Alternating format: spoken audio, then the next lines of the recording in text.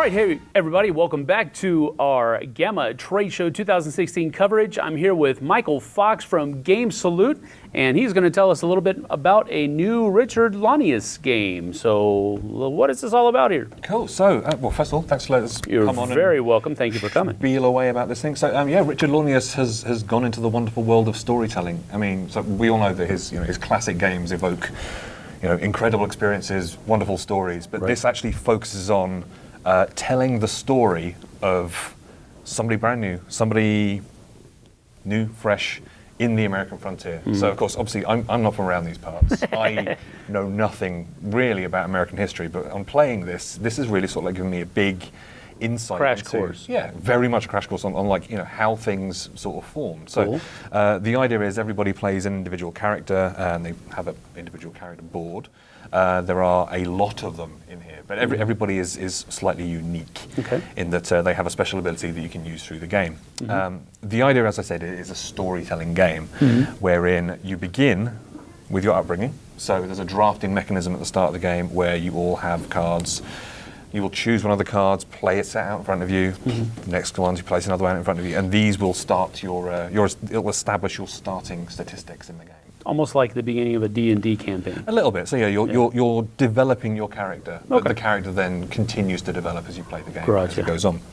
So every character has 6 different statistics, all of which will then hopefully, once you start adventuring, help you contribute to these fine adventures here. Cool. So you'll notice on the cards, some of them have a single person on them, and some of them have groups of people on them. So the game is at some points cooperative, and also at some points you're venturing out on your own, much like life was in way back in the day, in the days of the frontier.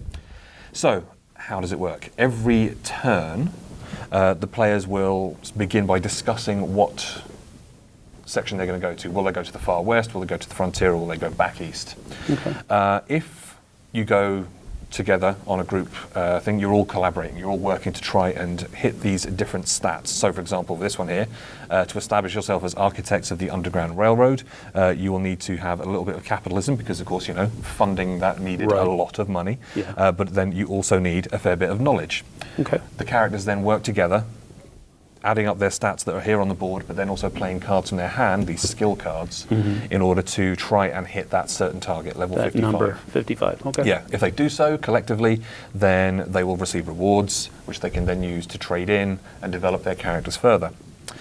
You'll notice as well on the side that every card has a little bit of text that says a bit about that adventure. So then once if you've contributed the most to that adventure, you take the card, you add it to your tableau. So you might start off, for example, as a child, that you served as a courier for the Continental Army. That's cool. A vivacious fiddle player, the life of any campfire, which, we all know Tom is.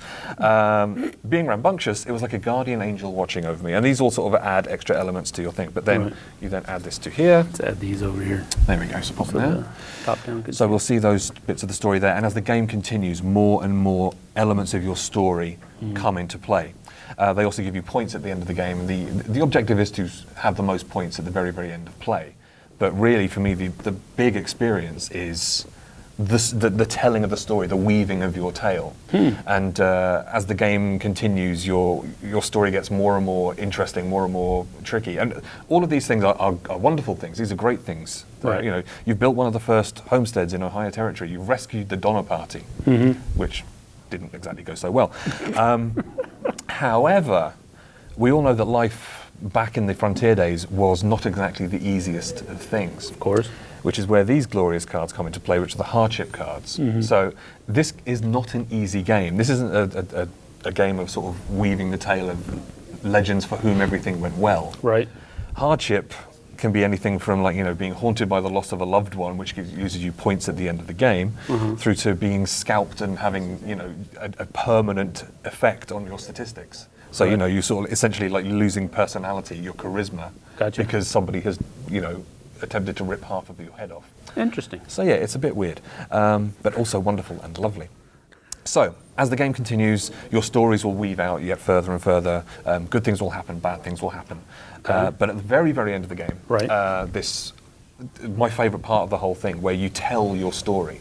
So you're sitting there at the table, and it's not necessary. So people who are sort of a bit worried about being creative in a game, gotcha. You can just say, I did this, I did this, I did this, I did this.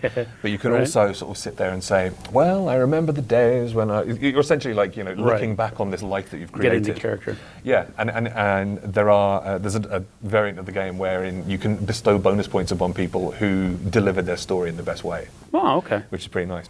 So once you do get to the end of that, the best bit is the legacies. So whoever has hit the certain targets. So for example, whoever has gained the most wealth reward cards will be deemed the capitalist giant, known throughout the world. You know, banks are named after you. That Gotcha. kind of thing. Gotcha. So of course, the one that we've got for Tom, who's designing over there, is the American Treasure.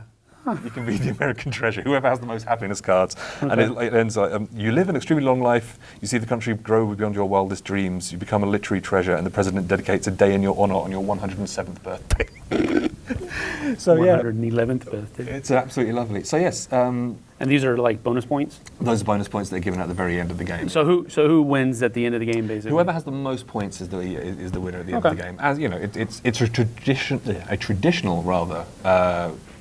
Game element, of course. You know, whoever has the most points is victorious. Right. But for me, this game very much feels like it's one of those where the journey is important. Gotcha. And making the right decisions, deciding to collaborate with people at the right time, deciding to strike off out on your own at the right time, to sort of, just to turn things in your favor. So you're going to be getting points from this, points from here, points from these types of things for if you doing claim all these, this kind of stuff. You claim these, they go onto your tableau. Gotcha. You fail to claim them because these will move down as the rounds progress, and if at the end you fail, they will go away and new adventures will begin. There's always going to be one adventure on each one of these spots. Okay. Things will change depending on these little fate wheels will appear. Of course, the one that I flipped says, of course, no change. Yeah. But some of them will make things easier. That'll Right. make the difficulty rating a lot easier. Okay. Some of them make things a lot tougher. Sounds really involved. Yeah, it's pretty cool. I mean, it looks mildly terrifying from the outset, but once you actually, get your head around the rules, the play is straightforward, and then you can actually really, really enjoy indulging yourself in telling the story. Steep learning curve, but a lot of immersion. A lot of immersion. Okay, Yeah, cool. absolutely beautiful. All right, so that's American Legends of the American Frontier from Richard Lanius coming up. And then you said you wanted to touch on this guy a little bit. Super briefly. Move those over a little bit. So we have a new one from Mike Elliott, which is called Sangoku, which is essentially it's a straightforward and simple poker-esque card game where you're trying to sort of gain dominance over three different mystical realms. Okay. The heavens, the hells, and the earth, kind of. It's a very sort of strange and curious little beast of a thing. As I said, game by Mike Elliott, you start off with hands of cards and you're looking to build different sort of semi-poker hands. Okay. The best poker hands will win warriors that you can then gain power over, fight and attack other people. Right. But the worst hands that you produce as well will also contribute to your attacks and contribute to the way that you try and gain dominance over the three different sections. Again, it's a super simple, straightforward thing. You're looking to score the most points. You're looking to wipe out your enemies and crush them before you as well.